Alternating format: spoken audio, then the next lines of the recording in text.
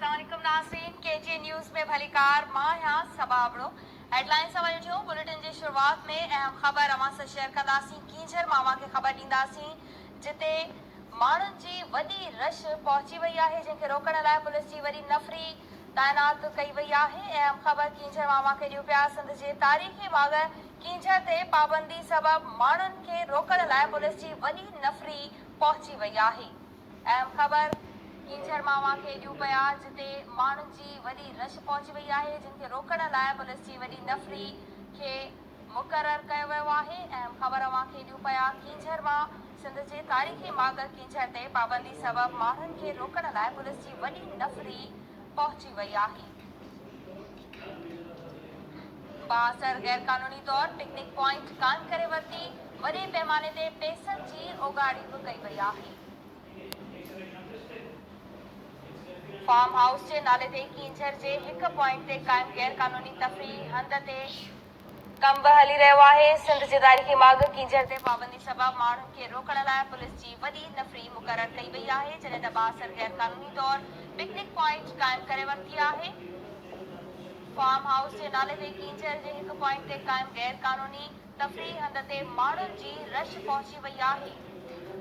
पाबंदी सबबि माण्हुनि खे रोकण लाइ पुलिस जी वॾी नफ़री मुक़ररु कई वई आहे। अहम ख़बर अवां खे ॾियूं पिया सिंध जे तारीख़ी बाग़ कींझर ते पाबंदी सबबि माण्हुनि खे रोकण लाइ पुलिस जी वॾी नफ़री मुक़ररु कई वई आहे। वधीक अपडेट मालूम कंदासीं। असां सां टेलीफोन लाइन ते मौजूदु आहे केजी न्यूज़ रिपोर्टर महबूब बिरोही। जी महबूब, वधीक अपडेट कजो।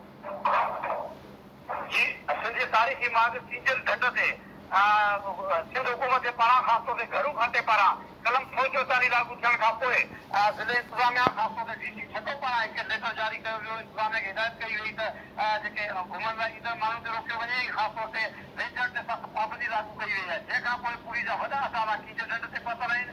कींझर ढंढ खे मुकमल तौर ते सील कयो वियो आहे। कींझर ढंढ जी जेका ओल्ड जेका पिकनिक पॉइंट आहे या न्यू पिकनिक पॉइंट आहे, हद आहिनि, उन सॼे एरिया खे गार्डन ऑफ कयो वियो। जंहिं माण्हू जेके कराची सॼी सिंध मां, कराची तोड़े हैदराबाद समेत सॼी सिंध मां जेके माण्हू आहिनि उहे माण्हू सख़्तु परेशान आहिनि। ऐं मुख़्तलिफ़ हंधनि ते वॾे अंग में जेके गाॾियूं ते माण्हू परेशान नज़र अचनि था। कुझु हंधनि ते ईअं थियो आहे त कुझु जेके लिंक्स आहिनि उतां माण्हू खे कुझु लोकली सिट ते कयो वञे थो। बाक़ी जेके मजमूई तौर ते कींझर ढंढ मुकमल तौर ते सील आहे पिकनिक ते ईंदड़ माण्हुनि लाइ। तंहिं करे कींझर ढंढ अॼु उदास आहे। कींझर ढंढ जी कंधीअ ते जेके घुमाइण लाइ जेके बीठल आहिनि घोड़ा, उहे ख़ाली बीठल आहिनि, ॿियूं पारां बीठल आहिनि। ऐं उन्हनि सां जॾहिं ॻाल्हि ॿोल थिए थी त उहे 4 महीननि खां वठी उहे बेरोज़गार आहिनि।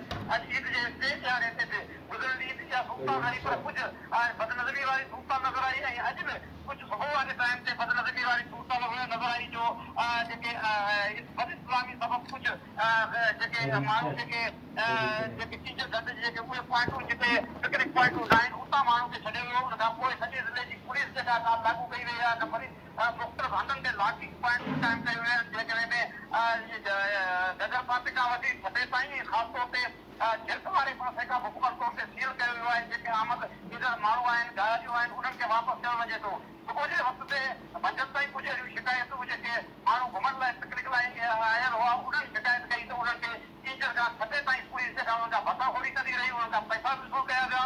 पर उहे जॾहिं कींझर ते पहुता त उन्हनि खे न छॾियो वियो। अॻ में जेकॾहिं उन्हनि खे ॿुधायो वञे हा जेके नगर पार्टी जे पहिरीं 3 पॉइंट उन्हनि खे ॿुधायो वञे त उहे वधीक जेके फुर्जनि खां बचनि हा। पुलिस जे तरफ़ां शिकायतूं फुलुट जूं ज़रूरु मुख़्तलिफ़ रूट ते ख़ासि तौर ते कराची रूट जेका आहे उन ते छतो आहे, धारो आहे, दावेची आहे, नगर आहे, ऐं या मकड़ी वारी हद आहे, इन ताईं जो चिलिया वारे हद ताईं की कींझर ताईं अहिड़े क़िस्म जी शिकायत हुई। पर कींझर मुकमल तौर ते सील आहे। ऐं कींझर ढंढ अॼु जे माण्हुनि लाइ उदास आहे। ऐं माण्हू न हुजण जे करे कींझर जो किनारो आहे जिते हिन मोकलनि ते हज़ारे माण्हू कींझर जे किनारे ते हूंदा हुआ, उहे अॼु न आहिनि। जेकॾहिं कींझर ढंढ जो किनारो जेको पाबंदी सबबि माण्हुनि खे रश हुजण जे लाइ पाबंदी हुजण सबबि उहे उदास आहे। बाक़ी जेके माण्हू वापसि थियनि पिया उहे वरी जेके केनाल जो रुख़ कनि था, वाहन जो रुख़ कनि था, उते वञी जेके आर्ज़ी तौर ते जेका इंजॉय करण जी कोशिशि कनि था। पर उहा जेका इंजॉयमेंट उन्हनि जी जेका ख़ुशी आहे उहा नज़र नथी अचे। उहे परेशान थी वापसि उन्हनि खे मोकिलणो पवे थो। जी महबूब रोही अपडेट करण लाइ अवां जी महिरबानी। सिंध जे तारीख़ी बाग़ कींझर ते पाबंदी सबबि माण्हुनि खे रोकण लाइ पुलिस जी वॾी नफ़री मुक़ररु कई वई आहे।